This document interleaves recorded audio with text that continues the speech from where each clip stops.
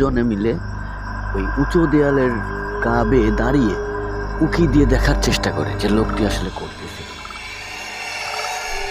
তো জ্যোৎস্না রাত এবং সেই সাথে গোরস্থানের একটি লাইট ওইখানে ভালোভাবেই আলো আছে ওই লোকটার উপর পড়ছে। তো যেহেতু তারা ওইখানে উঁকি দিয়েছে, সে এমন একটি বিষয় দেখে যেই জিনিসটা দেখার জন্য তাদের দুজনের কেউই প্রস্তুত ছিল না এবং তারা কল্পনাও করতে পারেনি যে এখন তার সাথে এই রকম জিনিস সে দেখবে।